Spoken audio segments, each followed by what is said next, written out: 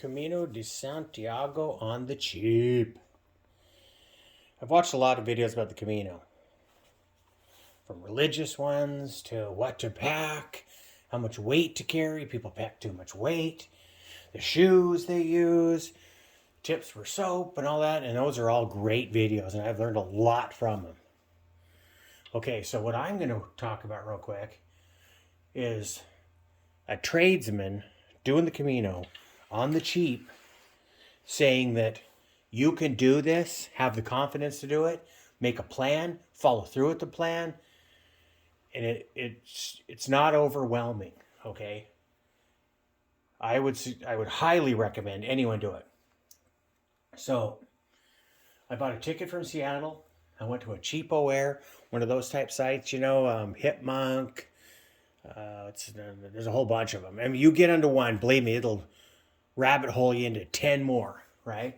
And you just keep an eye out, changing up your dates. Monday, Tuesday seems to be the cheapest. Monday, Tuesday, Wednesday to get a ticket, and you just get there. A ticket from Seattle, Washington to Paris, France usually costs me about $450. Boom, now I'm sitting in Paris, right? I spent $450 and I'm in Paris. All right, so from Paris, I've trained down to Beyond before, right? And I have, with my kids, and that was 90 euros, right? And then we shuttled for 25 euro or 22 euros to Saint Jean Pied de Port. Now, in the range of US dollars, $450 to fly to Paris, about $110 to train down to Beyond, and then a shuttle, it's about $25 to Saint Jean Pied de Port. I bought a ticket this time to Biarritz. I'm flying, and it was $150, but it's an hour and a half, and I get there on the coast at the airport, on the coast of France, and it cost me, so I got what, $450, $550, $600. I'm sitting in southern France drinking a glass of wine. $600. All right. Then I start to walk. Now I'm figuring about $3,000 to walk across. That's the knickknacks, the foods, the 10-year albergues. That's a t-shirt here and there. And usually it's a lot cheaper because I only eat one time a day. Usually I eat really light. And a lot of the stuff you get in the breakfasts or you get a croissant and a cafe leche, maybe a piece of cheese, a little bit of meat from the grocery store, and that'll last all day. And I've made baguettes, huge baguette sandwiches. Me and my kids eat them. That keeps you full most of the day. A beer is like €1.30. So I'm figuring about $3,000 just to have in your pocket in case stuff goes down and you need help or something. You have the money. So I buy the trip so far out that I pay it back, and I buy one ticket at a time because I got plenty of time to keep shopping for the best ticket, right? So I have a ticket to here. That's about $600. I haven't bought this stretch because I'm just going to pay him. And then walking is walking. That's pocket change. And then there's places you can get money exchanged all the way across. So you just like your bank, you go to a bank machine, get 200 euros out. It lasts 2-3 days. And then there's another town that you could pull something out of. So you're basically living paycheck to paycheck. That's what I do because I use my vacation paycheck to get me across. Every Thursday I get paid. So every Thursday starts my week over, right? Of course I catch up the bills at home and I do all that stuff to be ready for this trip.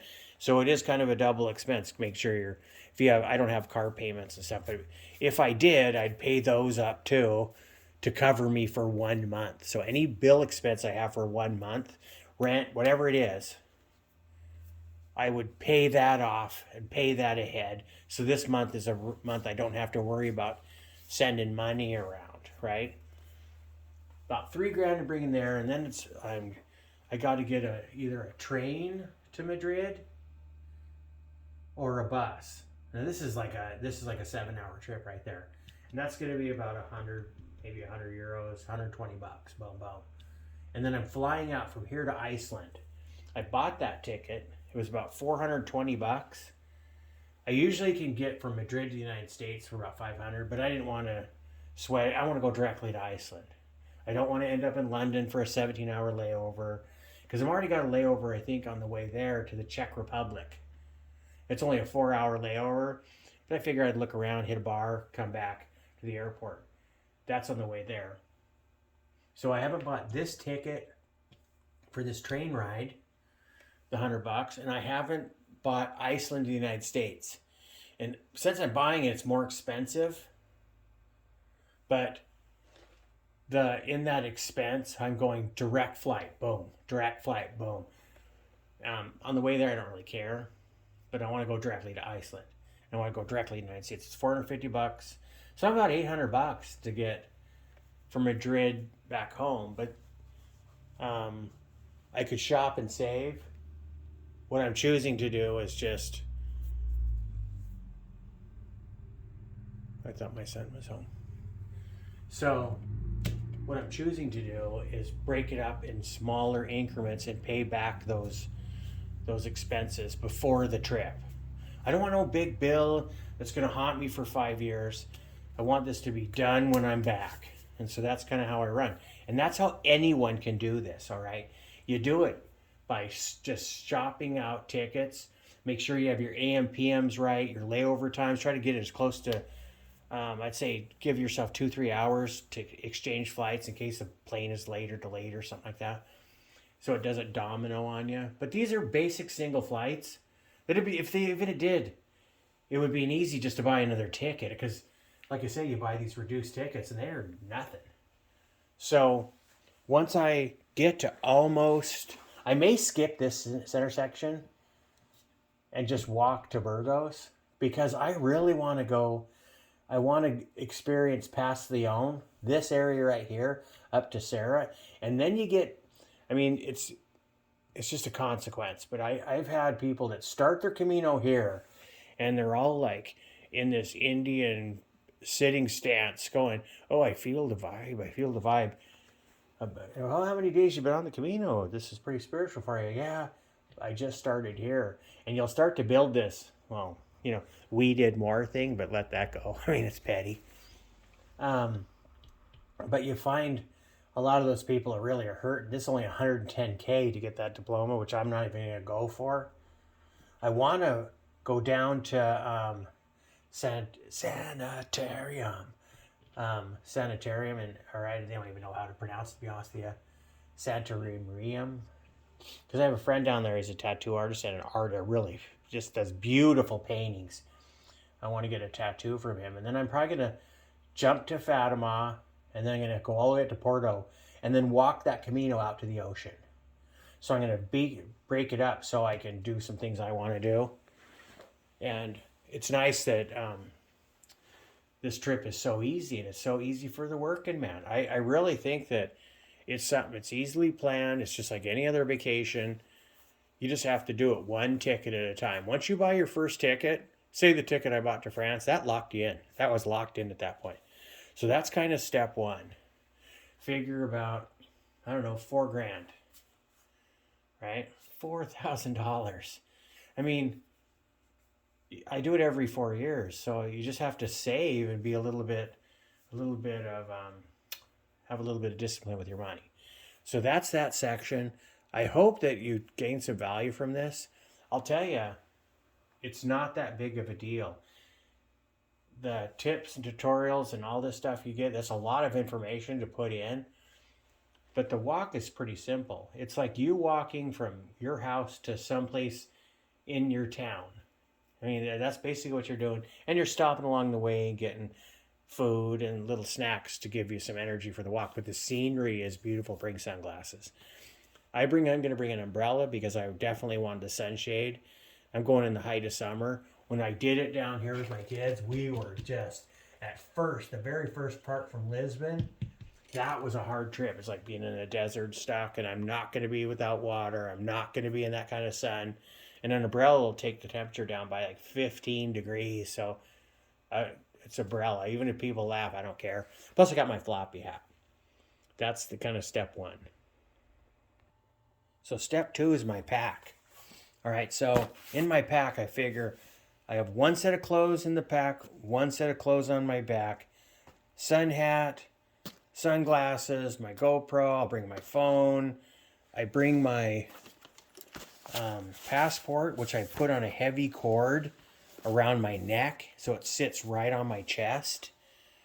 And then I keep a little bit of money in my pocket and a little bit of money in my shoe. When my kid was going, my kid Brennan, I always had like a 25 or 50 euros in his shoe. So that way if we ever got separated, he's got 50 euros to get him to where we are. And since the communication is pretty easy, you can have your whole family go, and then someone walk 4 days ahead of you, and you can catch up, or they just visit a town and stay there. So you can spread out. It's a safe area to walk. You can spread out and contract your family. So you're not, you and your, see if you have a daughter wife thing, they can walk. It's a pretty neat experience. And there's shells and there's yellow arrows, which I think a lot of places have told you. But I bring my wool blanket. It's heavy. It's not a sack because I've got liners. But every time I bring something besides this, I suffer. This wool blanket, I've had it for every Camino I've done. I think that when I forget it, I freeze. And I've left it in Portugal before and had Julian, this man, send it back to me. And they're like, why don't you just buy another blanket? Because this blanket, I just absolutely love it. And when I don't have it, I'm cursed. When I do have it, I'm cursed. Cursed with the weight is better than cursed with the cold. And even on hot nights, it gets cold. So I got a walking shoe. I got my shoe. All my electrics are in there. It's like I said, my GoPro, my phone. The charge cords for Europe, they're pretty simple. It's just 2 round plugs. I have that. I haven't picked all my clothes out yet because if I need a shirt, I'll just buy a t-shirt there. It's hot, so it's not going to be a big deal. I have my water bottle. I'm bringing this pack because it's got heavy padding around the waist. I like that because, over time this gets heavy, but this won't be over 10 pounds. I've got my sunglasses in here.